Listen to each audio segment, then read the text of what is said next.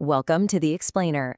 So, if you're a focused learner trying to map out a career path in tech, or maybe you're an HR professional trying to write a job description that, actually makes sense, you already know the modern IT job market is absolute chaos. It's a total wild west out there of overlapping titles, vague requirements, and just endless buzzwords. But today, we're going to bring some much-needed order to that chaos.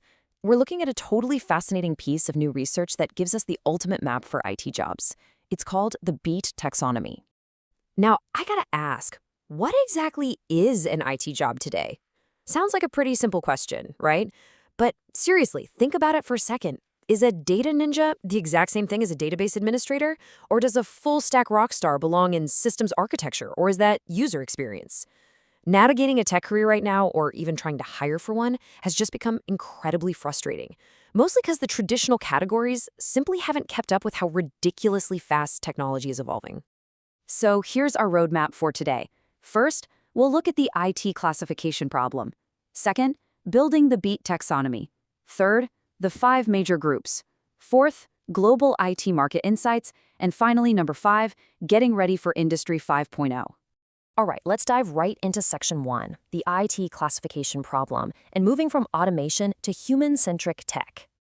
So we have a really urgent need to reorganize IT skills. Believe it or not, the current global standard is the ISCO 8 framework, which was developed by the International Labor Organization. And yeah, the O8 stands for 2008. Our global baseline for job classification was literally published the exact same year the very first Android phone came out. It's rigid and it hopelessly lacks the granularity we need for modern IT. Now contrast that with the Industry 5.0 tech landscape. This is all about rapid evolution, sustainability, and human technology collaboration. We desperately need a new blueprint to bridge this massive gap. Moving on to Section 2, building the BEAT taxonomy and the science behind the map. Okay, so this new framework isn't just some arbitrary list born in a corporate boardroom. It's a highly rigorous, data-driven map rooted in actual science. Just take a look at this number, 1780.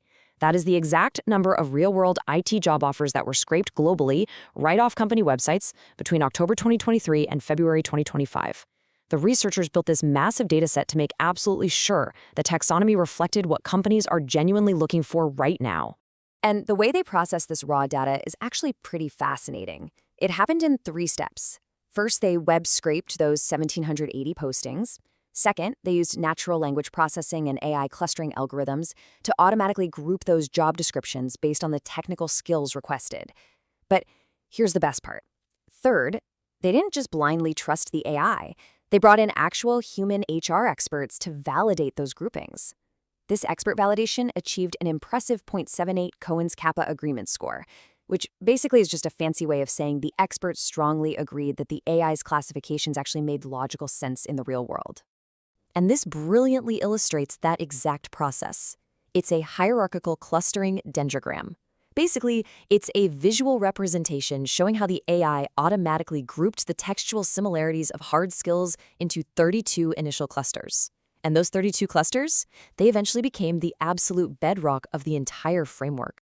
All right, on to Section 3, the 5 major groups. We're going to navigate the provinces of tech. I want you to treat the IT industry like a vast continent, okay? Because here is the ultimate map for it, the BEET diagram, where the B-inspired employment and expertise taxonomy.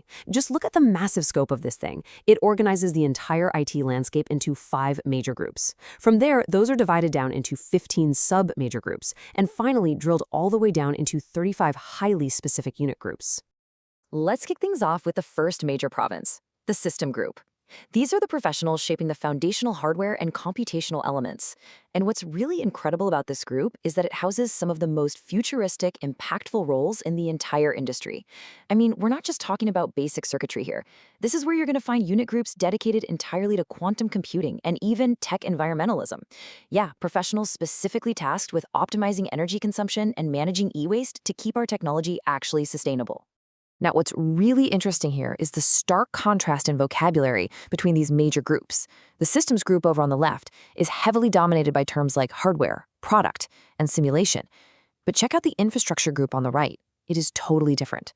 It's focused heavily on words like cloud, network, security, and architecture. You see, The infrastructure group is really all about those foundational technologies, both physical and cloud-based, that actually allow those systems to connect and communicate with each other. Moving right across our map, we hit the development group, and this one is massive. It bridges an incredible gap, covering everything from hardcore enterprise software architecture and web development straight through the rigorous validation and verification testing phases, into operational reliability, think DevOps, and it goes all the way over to the front-end user interface and interaction design. It literally maps out the entire lifecycle of software creation. And finally, we arrive at the last two provinces of our tech continent, data and management. The data group covers everyone from the engineers managing big data all the way to the architects designing advanced AI strategies. And sitting right alongside it is the management group. What's great is that this taxonomy smartly recognizes that IT project management, service management, and AI project management are very distinct, absolutely critical skill sets that are required to keep this entire industry perfectly aligned with actual business goals. That brings us to Section 4, Global IT Market Insights. Let's look at where the jobs actually are. So the researchers didn't just build a taxonomy and call it a day. They actually analyzed their massive data set to see where these jobs exist in the real world right now. Looking at the top 10 countries, we see a very heavy concentration of IT jobs in the United States, which leads the pack with 263 postings. But right beneath it, we see a super tight race with Mexico and Brazil, both pulling in 24 postings each, followed closely by countries like Spain and the UAE. So it's a truly global market for sure, but definitely with some very distinct geographical hubs. Furthermore, the research revealed exactly who is doing the hiring, and the data shows that job opportunities are overwhelmingly concentrated in mega corporations. We're talking about companies ranging from 1,000 to over 10,000 employees. These massive global organizations, which are mostly situated in major innovation hubs, are the ones really driving the bulk of the demand across all of these highly specialized BEET categories. And finally, Section 5, ready for Industry 5.0. Let's get into the ultimate takeaway. So what does this all mean for the future of tech work? Well, this quote right here perfectly captures the monumental shift we're currently living through. It says individuals now face the challenge of blending technical skills with creativity and ethical considerations to develop socially responsible solutions. We are officially moving away from Industry 4.0, which was all about pure automation and raw data efficiency. Industry 5.0, on the other hand, demands a much broader, more human-centric skill set. It requires blending those hard technical skills with real creativity and ethical considerations, and that is exactly why roles in tech environmentalism and experience assurance have their own dedicated spaces on the BEAT map. To wrap things up, I want to leave you with this provocative question. Where do your skills, or maybe your company's hiring pipeline, actually fit into the BET framework? Because this taxonomy, it's not just some academic exercise. It's a genuinely empowering tool. Whether you're an educator designing a curriculum, an HR professional trying to recruit the exact right talent, or a tech worker looking to totally future-proof your career path in the era of Industry 5.0, you now have the ultimate map to navigate the terrain.